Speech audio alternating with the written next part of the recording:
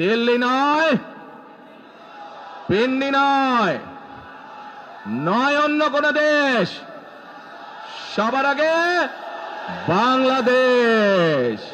এখানে বহু মুরব্বী উপস্থিত আছেন, বহু মুরব্বী উপস্থিত আছেন যারা কালের সাক্ষী শহীদ রাষ্ট্রপতি জিয়া রহমানের সময় কিভাবে দেশে বহুদলীয় গণতন্ত্র রচিত হয়েছে।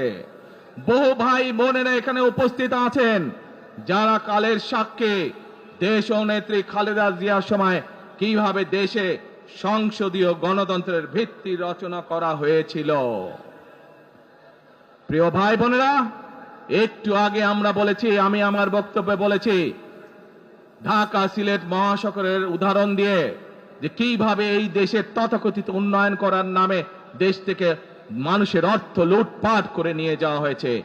আমরা এই অবস্থার পরিবর্তন করতে চাই। প্রিয় ভাই বোনেরা, আপনারা কি আমার সাথে আছেন এই অবস্থার পরিবর্তন করতে? আলহামদুলিল্লাহ।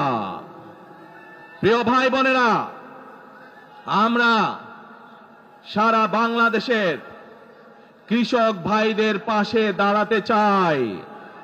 যদি ইনশাআল্লাহ আপনারা আগামী 12 তারিখে ধানের শীষকে জয়যুক্ত করেন, জয়যুক্ত করতে পারেন, আমরা ইনশাআল্লাহ সারা বাংলাদেশের কৃষকদের পাশে তাহলে দাঁড়াতে পারবো। দাঁড়াতে চান কৃষক ভাইদের পাশে? আলহামদুলিল্লাহ।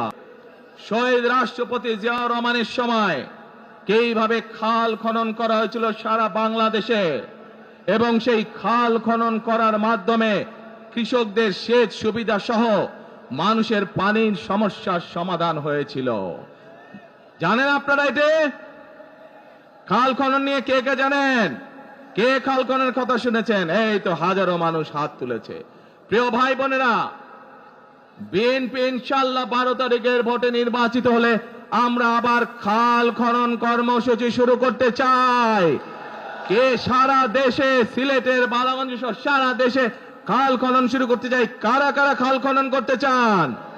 আলহামদুলিল্লাহ। আমরা দেশে খাল কাটবো, দেশের নদীতে পানি নিয়ে আসবো, খালে বিলে পানি নিয়ে আসবো। কেন? আপনাদের মনে আছে কয়েক বছর আগে কিভাবে ওই পাশ থেকে পানি ছেড়ে দেওয়া হয়েছিল, সারা সিলেট শহর ভেসে গিয়েছিল বন্যার পানিতে, মনে আছে? সেজন্যই আমরা বলেছি একটি কথা, আমরা দেখেছি গত 15-16 বছর কিভাবে এই দেশকে অন্য দেশের কাছে বন্ধক দিয়ে দেওয়া হয়েছিল।